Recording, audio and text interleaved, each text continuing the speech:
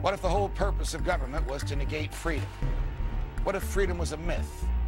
What if the Constitution meant nothing to the government? What if everything the government has or owns or controls has been stolen? Does the government work for us or do we work for the government? Tonight, what if the Constitution no longer applied? What if the whole purpose of the Constitution was to limit the government? What if Congress's enumerated powers in the Constitution no longer limited Congress, but were actually used as a justification to extend Congress's authority over every realm of human life? What if the president, meant to be an equal to Congress, has instead become a democratically elected, term-limited monarch?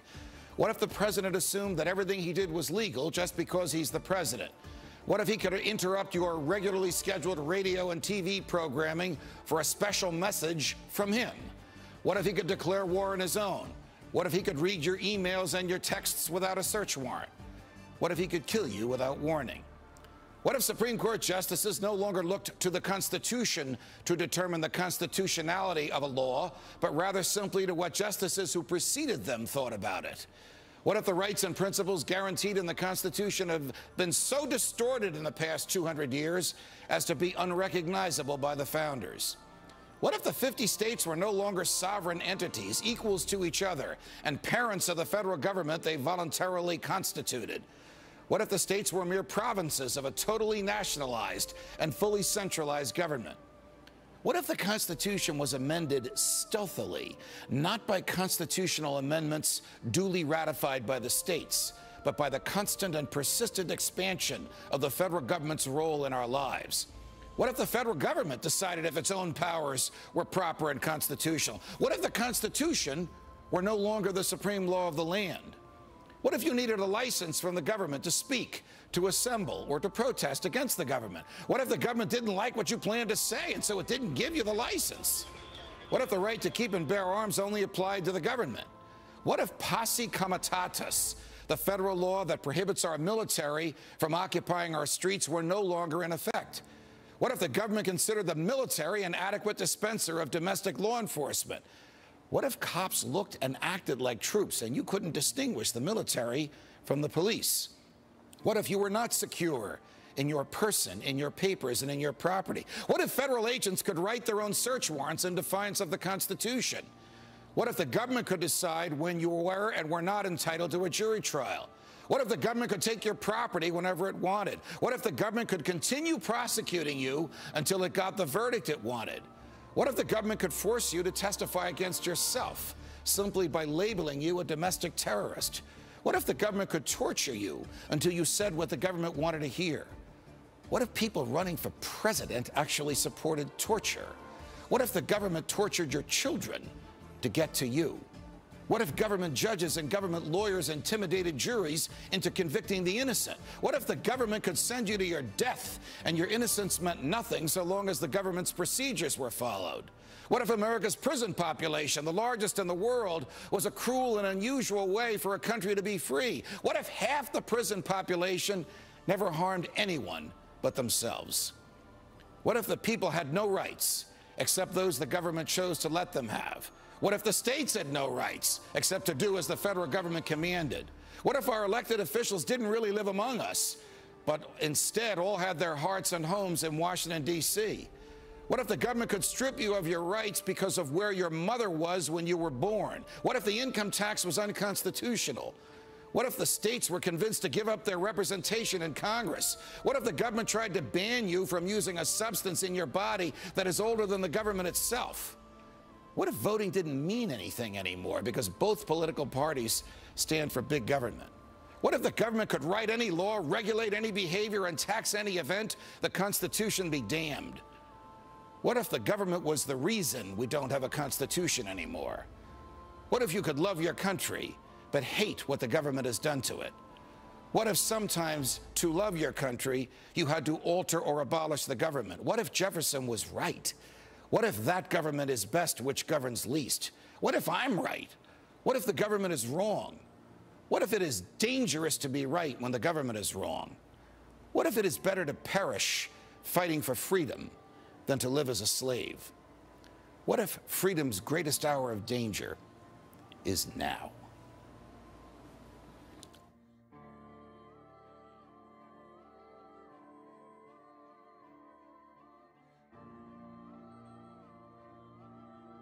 It's a shame.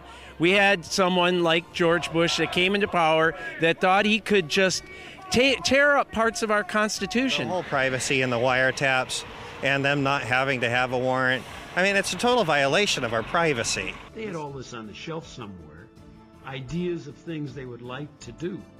And they got 9/11 and they said, it's our chance, go for it. We were so frightened by 9/11 that it just flew through here. There weren't enough copies to be read. There was one copy at the time. No senator read the Patriot Act. It didn't go through the standard procedure. And look at what's happening now. But we have to pass the bill so that you can find out what is in it away from the fog of the controversy. And hasn't that idea that you have to pass it before you know what's in it, isn't that really the problem as you look back on it? That there was such a rush to get this done, and now there are unintended effects of this that were foreseen at the time that you couldn't know the impact of it, and now this is coming home to roost. I stand by what I said there. Yeah, when people see what is in the bill, they will like it, and they will. President Barack Obama signed at the weekend a one-year extension to several provisions of the Patriot Act, the main counter-terrorism law in the U.S. And there were no changes, however, as demanded by liberals and some in his own Democratic Party as being necessary to protect civil liberties. The Act allows for spying on Americans and seizing personal records and private data. RT's Lucy Kafanov says that while Democrats attacked the law during the Bush era, some have changed their tune under Obama. I mean, for years we heard the Democrats, railing against the Patriot Act as the very antithesis of democracy and all of the civil liberties that America stands for.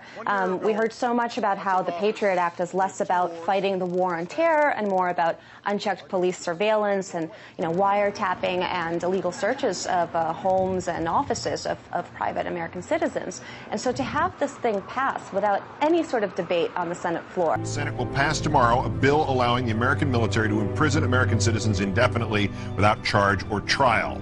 Congress is essentially authorizing the indefinite imprisonment of American citizens without charge or trial.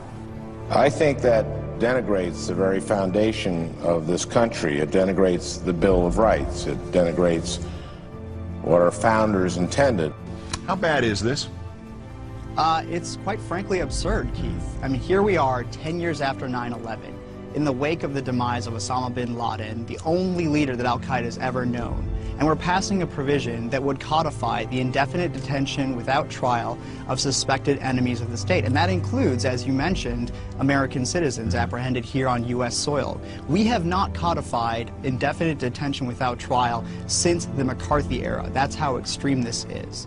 If your family was awakened in the middle of the night by a team of federal officers, well, that's exactly what happened to a woman and her children in Granville County. Amanda Lamb is in the newsroom joining us now. And Amanda, we understand that because this case falls under the Patriot Act, a lot of the usual rights for defendants not available here.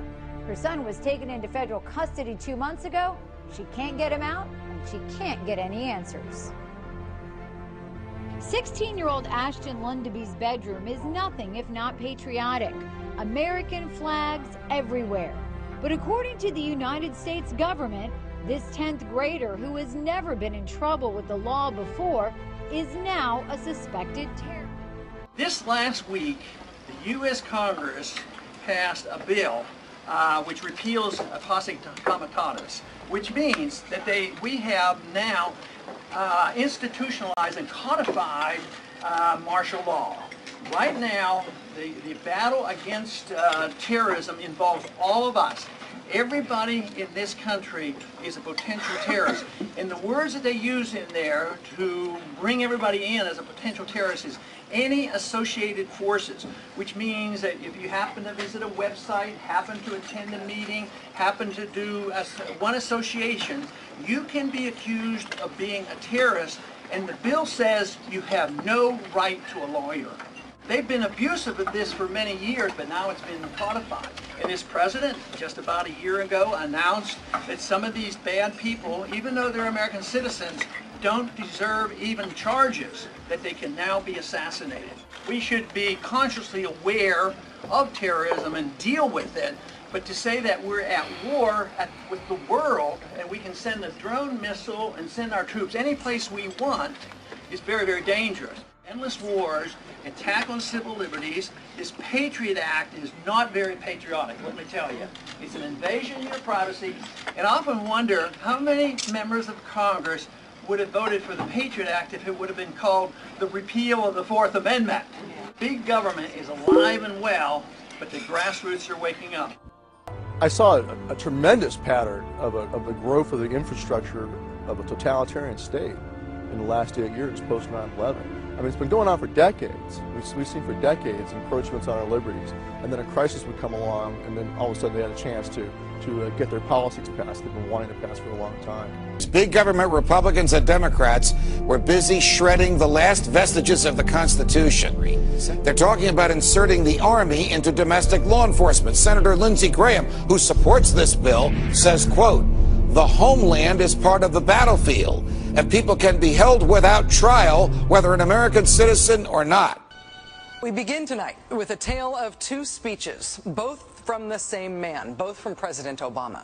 One speech that could have been billed as a ballad to the Constitution, a proclamation of American values, a repudiation of the lawless behavior of the last presidential administration, and another speech announcing a radical new claim of presidential power that is not afforded by the Constitution and that has never been attempted in American history, even by George W. Bush and Dick Cheney. Remarkably, President Obama today made both of those speeches simultaneously. Standing inside the National Archives in front of the actual original Constitution, President Obama delivered a blistering critique of the Bush administration, in which he called their actions and their legacy literally a mess. Our government made a series of hasty decisions. Poorly planned, haphazard approach. Too often, we set those principles aside as luxuries that we could no longer afford. Our government made decisions based on fear rather than foresight. The decisions that were made over the last 8 years established an ad hoc legal approach for fighting terrorism that was neither effective nor sustainable. An ad hoc legal approach for fighting terrorism that was neither effective nor sustainable. Ouch. Then, moments later, he announced his own ad hoc legal approach for fighting terrorism. President Obama today proposed something new, something called prolonged detention. Doesn't sound that bad, right? Prolonged detention. Did you ever see the movie Minority Report? It was based on a Philip K. Dick short story. It came out in 2002. It starred Tom Cruise, remember? He played a police officer in something called the Department of Pre-Crime. Pre-crime is where people are arrested and incarcerated to prevent crimes that they have not yet committed. Putting somebody in jail not for what they've done, but for what you're very sure they're going to do. There may be a number of people who cannot be prosecuted for past crimes. In some cases because evidence may be tainted, but who nonetheless pose a threat to the security of the United States. We're not prosecuting them for past crimes, but we need to keep them in prison because of our expectation of their future crimes. Al-Qaeda terrorists and their affiliates are at war with the United States, and those that we capture, like other prisoners of war, must be prevented from attacking us again. Prevented. We will incarcerate people preventively. Preventive incarceration. Indefinite detention without trial. That's what this is. That's what President Obama proposed today, if you strip away the euphemisms. One civil liberties advocate told the New York Times today, quote, "We've known this was on the horizon for many years, but we were able to hold it off with George Bush. The idea that we might find ourselves fighting with the Obama administration over these powers is really stunning." It's what we're doing here, and let's not kid about it. We're building a domestic army, and we're shrinking the military because the government is afraid of its own citizens. And there are scandals after scandals that is connected to Barack Obama. He doesn't seem to care about what anyone thinks.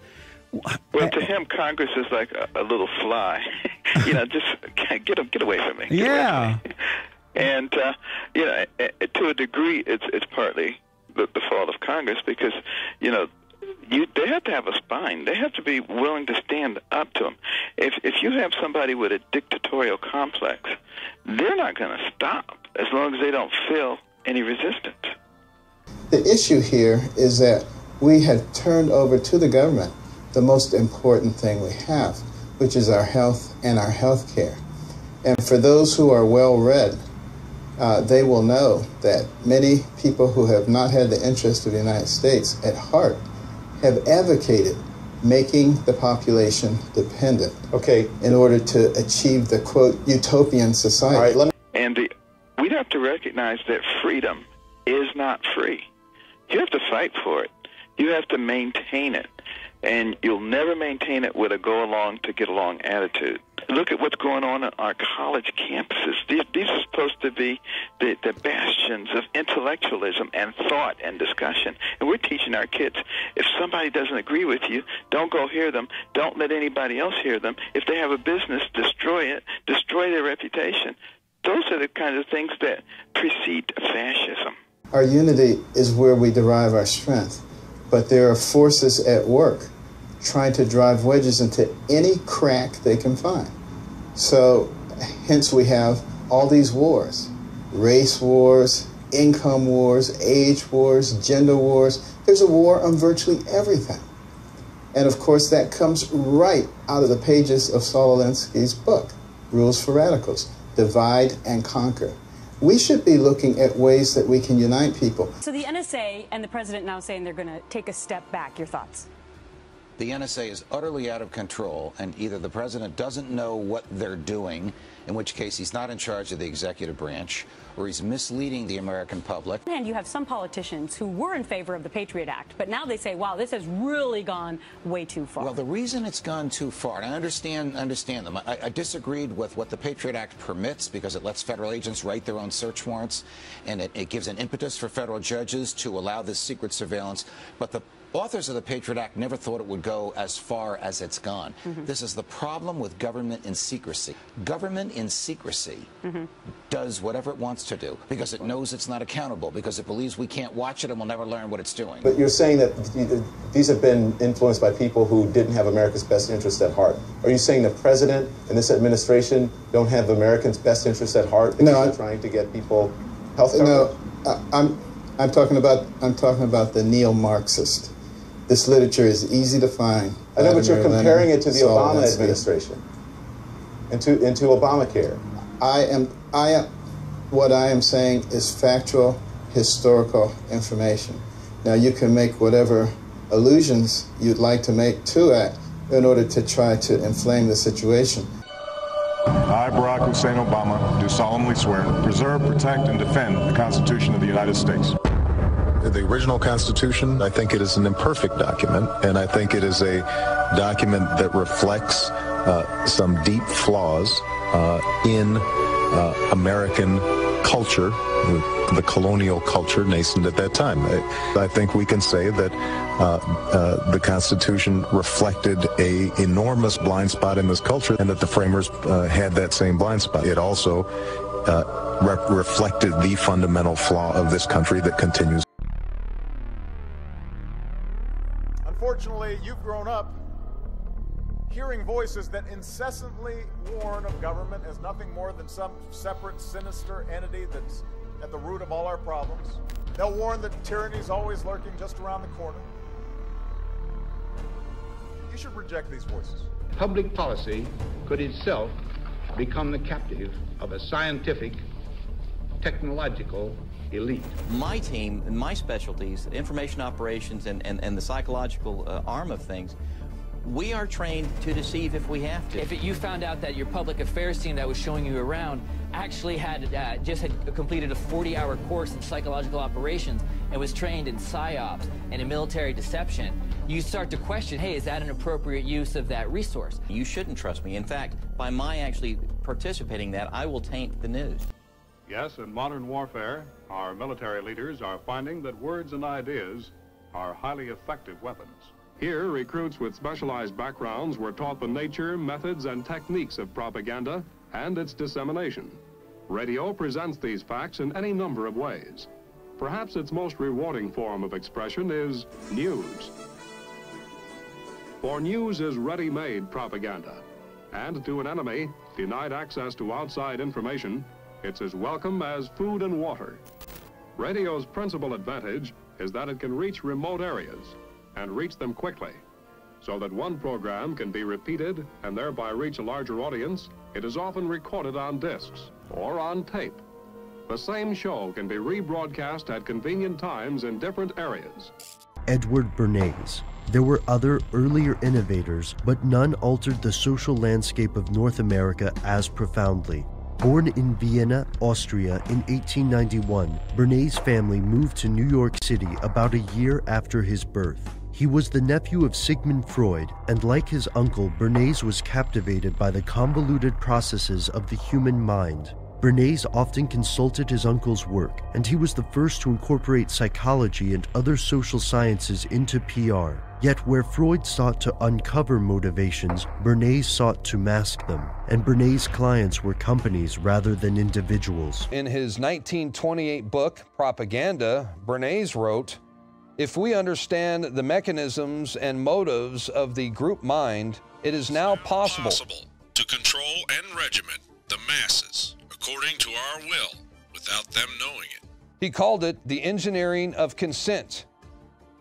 Those who manipulate this unseen mechanism of society constitute an invisible government, which is the true ruling power of our country. If you want to preserve your power indefinitely, you have to get the consent of the ruled. And this they will do, partly by drugs, as I foresaw in Brave New World, partly by these new techniques of propaganda. They will do it by bypassing the sort of rational side of man and appealing to his subconscious and his deeper emotions and his physiology even, and so making him actually love his slavery. I mean, I think this is the danger, that actually people may be in some ways happy under the new regime, but they will be happy in situations where they oughtn't to be happy. President Woodrow Wilson formed the Committee on Public Information, or CPI, which raised support for U.S. engagement in World War I. Bernays worked for the organization, which was headed by George Creel. They briefed President Wilson, directing him in the use of propaganda. The CPI hired thousands of 4-minute men, speakers who were trained to speak about the war for 4 minutes during community events. The men at CPI believed that the average attention span was about 4 minutes. Bernays' work was successful, and the United States eventually did enter World War I. The methods pioneered by Bernays have become commonplace. Bernays left an indelible mark on the cultural consciousness of the United States and the world. And though he has since passed on, his legacy remains with us today. Psychological warfare was established as a special staff agency. This move had far-reaching results. This isn't to say that Bernays was necessarily a bad man, just very, very good at what he did. PR firms around the world work to skew customer and civilian opinion in favor of one product, government action, or another. If you're like most people, then you probably assume that you know where your opinions come from. And if you're like most people, you're probably wrong. Humans tend to think of each belief as the result of a rational analysis, but this is not entirely true. Instead, our opinions are subtly influenced in numerous ways, and we're often not aware of this process. PR agencies across the planet use Bernays' techniques every day, influencing your opinion. On October 10, 1990, a young woman using the pseudonym Nurse Naira told the Congressional Human Rights Caucus a terrifying story. According to her testimony, Iraqi soldiers were killing hundreds of premature babies in Kuwait, ripping them from their incubators. The story hit home, greatly affecting the legislators who heard it and, perhaps more importantly, influencing public opinion. They took the babies out of the incubators. Took the incubators and left the children to die on the cold floor. President George H.W. Bush repeated this story several times while justifying an intervention in Kuwait. We had kids in incubators, and they were thrown out of the incubators so that Kuwait could be systematically dismantled. The young woman calling herself Nurse Naira was actually Naira al-Sabah, the daughter of Kuwait's ambassador to the United States, and she had been coached by Hill and Knowlton. Members of Congress did not know her real identity. As the facts emerged, Amnesty International recanted their original support of the claims, and according to Andrew Whitley of Middle East Watch, within 2 weeks of the liberation of Kuwait, it became apparent that the incubator story was false. This is only one example of how PR firms can affect public opinion. Today, over 100 years since the birth of Edward Bernays, the techniques he refined have become both profoundly effective and widespread. But who's paying them to influence you, and why? We must remain vigilant and inquisitive when presented with persuasive information. We must question our sources. Remember to ask questions, to check the sources of the claims. Don't be taken in by well-written appeals to emotion. Hi, everybody. Ever since the internet was created, it's been organized around basic principles of openness, fairness, and freedom. There are no gatekeepers deciding which sites you get to access. There are no toll roads on the information superhighway. This set of principles, the idea of net neutrality, has unleashed the power of the internet and given innovators the chance to thrive. Abandoning these principles would threaten to end the internet as we know it. That's why I'm laying out a plan to keep the internet free and open.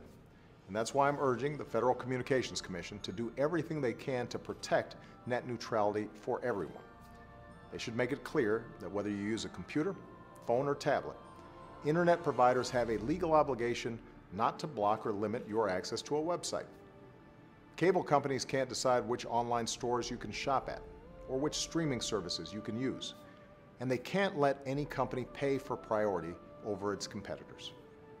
To put these protections in place, I'm asking the FCC to reclassify internet service under Title II of a law known as the Telecommunications Act. In plain English, I'm asking them to recognize that for most Americans, the internet has become an essential part of everyday communication and everyday life.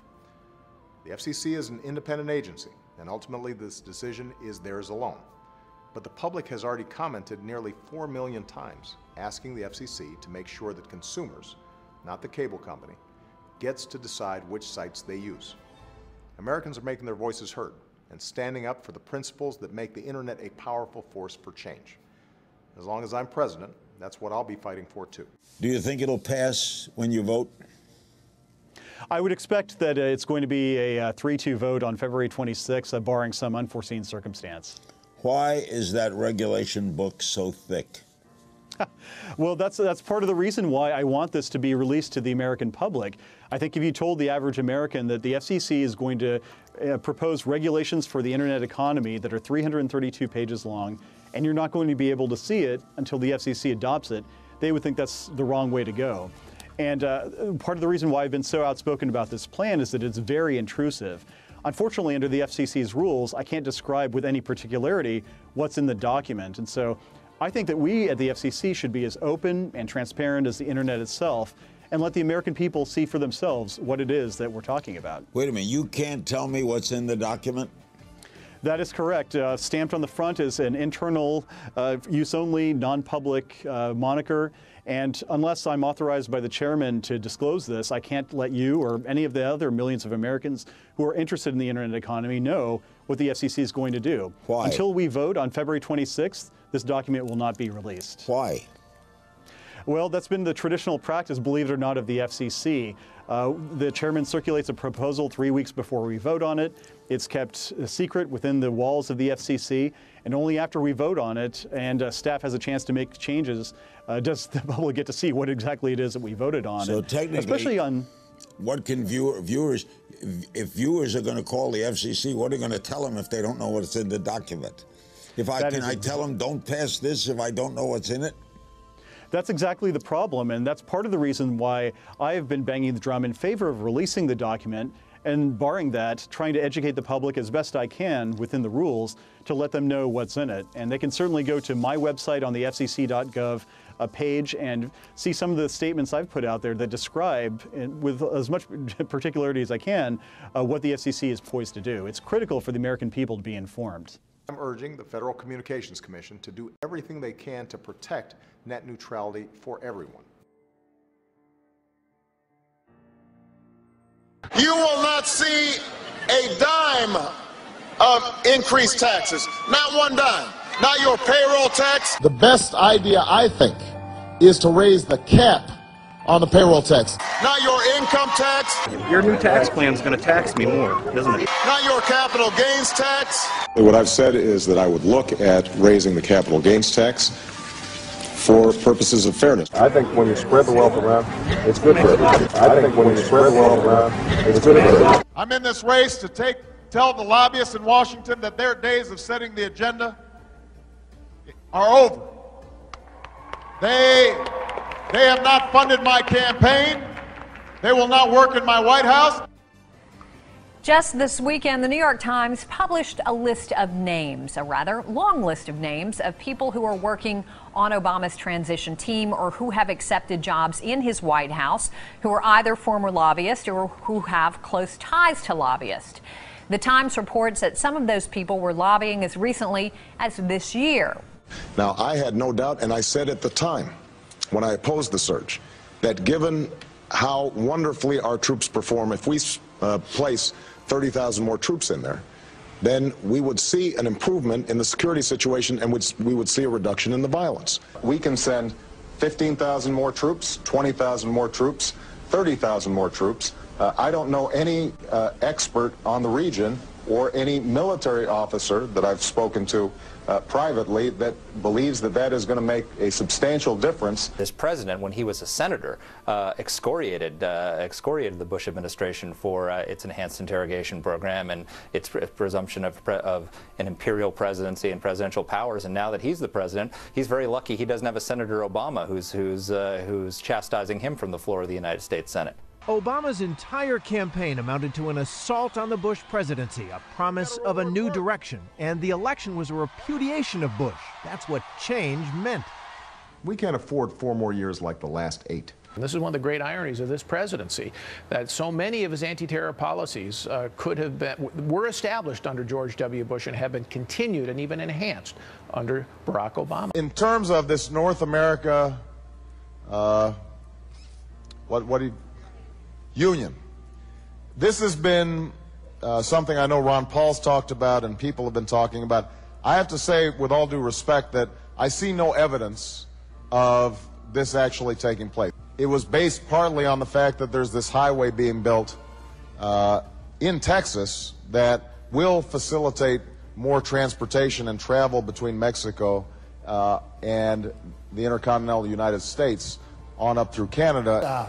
The CFR exists, the Trilateral Commission exists, and it's a, quote, conspiracy of ideas. This is an ideological battle. Some people believe in globalism, others of us believe in national sovereignty. And there is a move on toward a North American Union, just like early on there was a move on for a European Union, and it eventually ended up. So we had NAFTA and moving toward a NAFTA highway. These are real things. It's not somebody made these up. It's not a conspiracy. They don't talk about it, and they might not admit about it, but there's been money spent on it. There was legislation passed in the Texas legislature unanimously to put a hold on it. They're planning on millions of acres taken by eminent domain for an international highway from Mexico to Canada, which is going to make the immigration problem that much worse. So it's not so much a secretive conspiracy. It's a contest between ideologies, whether we believe in our institutions here, our national sovereignty, our Constitution, or are we going to further move in the direction of international government, more UN? You know, this country goes to war under UN resolutions. I don't like big government in Washington. So I don't like this trend toward international government. We have a WTO that wants to control our drug industry, our nutritional products. So I'm against all that, but it's not so much as a sinister conspiracy. It's just knowledge is out there. If we look for it, you'll realize that our national sovereignty is under threat. Congressman Paul, thank you.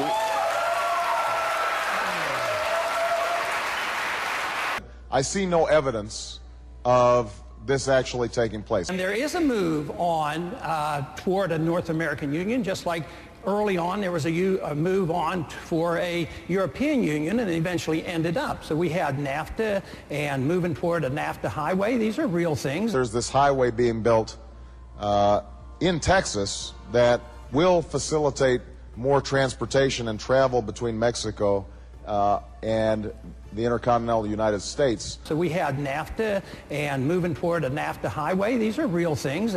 I see no evidence of this actually taking place.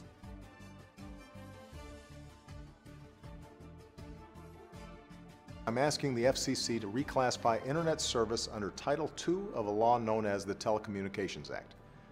In plain English, I'm asking them to recognize that for most Americans, the Internet has become an essential part of everyday communication and everyday life.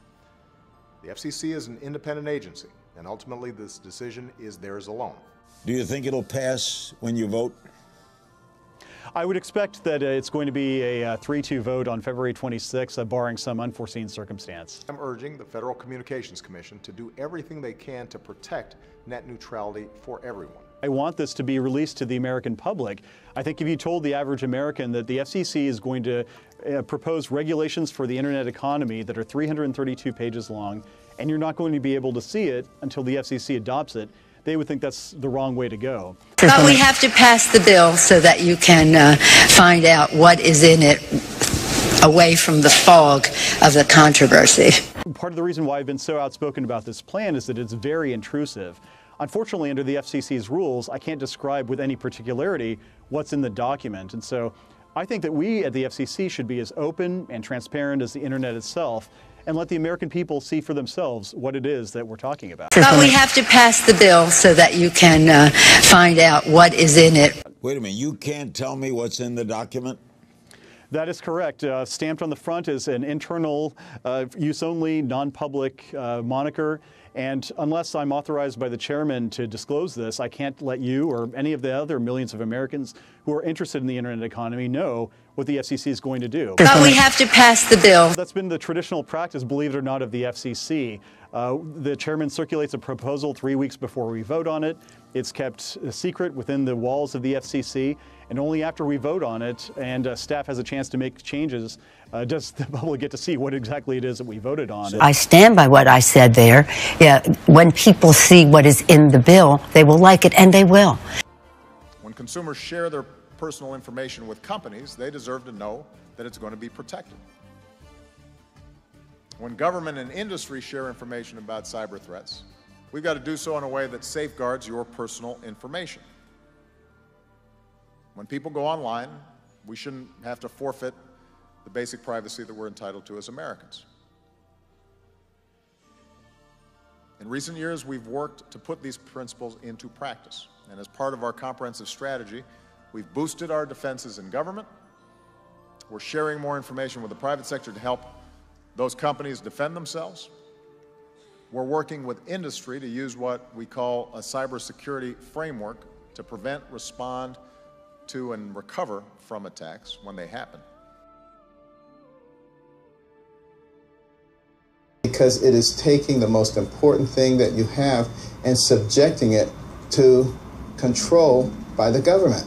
That is the first step to government control of everything. And okay, again, this is something that is easily verifiable by those who are historical, who indulge in reading history. I'm urging the Federal Communications Commission to do everything they can to protect net neutrality for everyone. Part of the reason why I've been so outspoken about this plan is that it's very intrusive. So I think that we at the FCC should be as open and transparent as the internet itself and let the American people see for themselves what the FCC is poised to do. It's critical for the American people to be informed.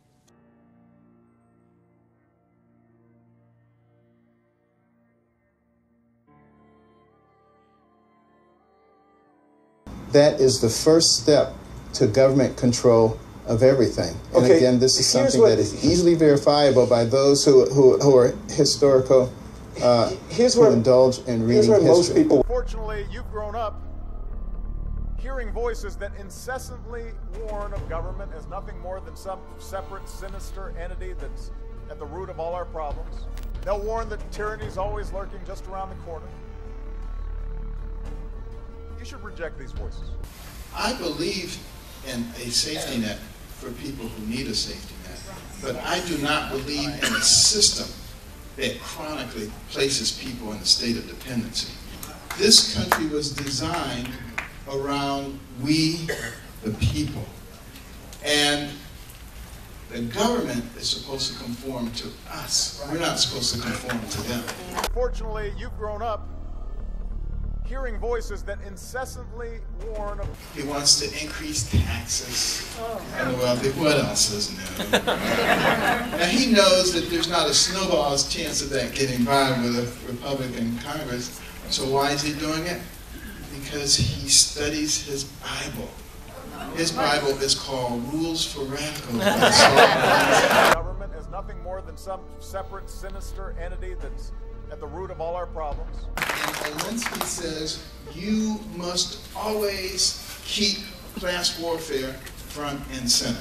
No matter what, just always keep it out there because you want to stir up dissatisfaction and you want to create the atmosphere for a desire for fundamental change. That's what it's all about. They want to change the nation in which we live. And that's why they create all these wars. War on women, race wars, age wars, income wars, religious wars, every kind of war that's imaginable. But we, the people of the United States, need to recognize that we are not each other's enemies. The enemies are those people who are trying to make us into enemies. We have to wake up and understand that they are our enemies. We are not each other's enemies. I am concerned about whether they are pro-American or anti-American. We've gotten too much into Democrats and Republicans and independents and extreme right-wings. What we need to be talking about is what is pro-American and what is anti-American. And when you look at some of the things that are going on in our country right now, you know, using the IRS, for instance, to persecute political entities, that's not a Democrat or Republican thing. That is an offense to anybody who believes in America. You should reject these voices. I believe that some of these stupid policies are in place is because they want to keep the economy depressed, because people won't want other silly programs if we have a vibrant and dynamic economy. You should reject these voices. Part of the reason why I've been so outspoken about this plan is that it's very intrusive. They'll warn that tyranny is always lurking just around the corner.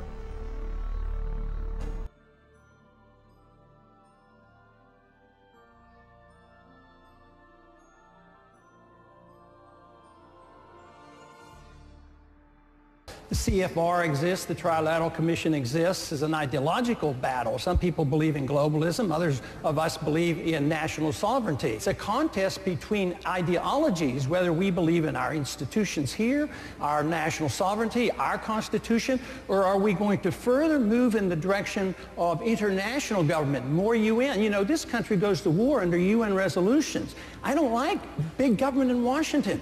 So I don't like this trend toward international government. Knowledge is out there. If we look for it, you'll realize that our national sovereignty is under threat. You should reject these voices. Ruling Class Journalists, written by Richard Harwood, describes the CFR membership as the ruling establishment in the United States. The Washington Post article boasted that news reporters who are CFR members do not merely analyze and interpret foreign policy for the United States, they help make it. The international agenda today is unforgiving. I'm not, the Council on Foreign Relations, I don't know if I'm an official member. I've spoken there before. I am delighted to be here in these new headquarters. I have been often to, I guess, the mothership in New York City, but it's good to have an outpost of the council right here down the street from the State Department. We get a lot of advice from the council, so this will mean I won't have this far to go to be told what we should be doing.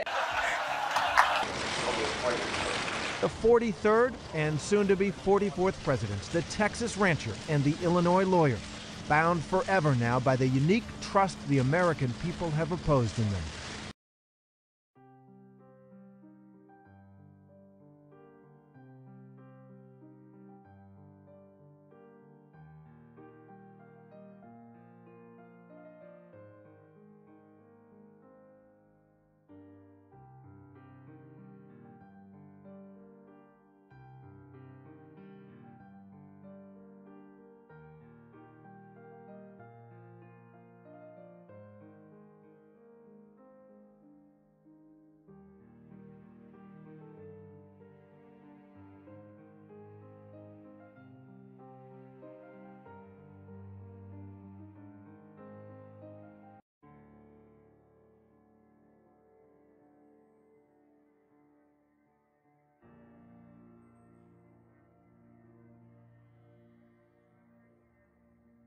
in 2012, 93 million people who could have voted did not vote.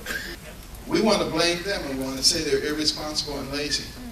And I know this from traveling all over the country. My wife and I have been in 4 or 5 states a week for the last year and a half, listening to the American people. I can tell you why those people didn't vote. Because they don't see one iota of difference between the Democrats or the Republicans. The CFR exists, the Trilateral Commission exists. These are real things. It's not somebody made these up. It's not a conspiracy. They don't talk about it, and they might not admit about it, but there's been money spent on it. There was legislation passed in the Texas legislature unanimously to put a halt on it. They're planning on millions of acres taken by eminent domain for an international highway from Mexico to Canada. So it's not so much a secretive conspiracy. It's a contest between ideologies. This is an ideological battle. Some people believe in globalism. Others of us believe in national sovereignty. It's not so much as a sinister conspiracy. It's just knowledge is out there. If we look for it, you'll realize that our national sovereignty is under threat. We have to place the Constitution front and center. Yes. I think it was a God-inspired document. And as we try to put it aside, we destroy ourselves.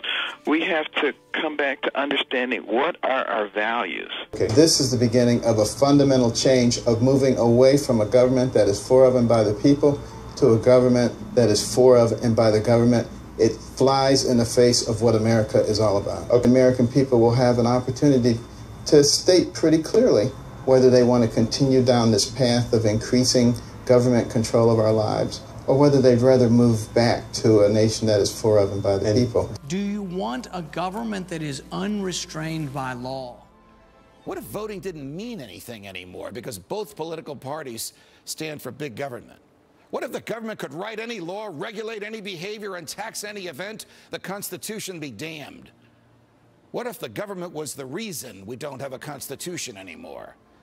What if you could love your country but hate what the government has done to it? What if sometimes, to love your country, you had to alter or abolish the government? What if Jefferson was right?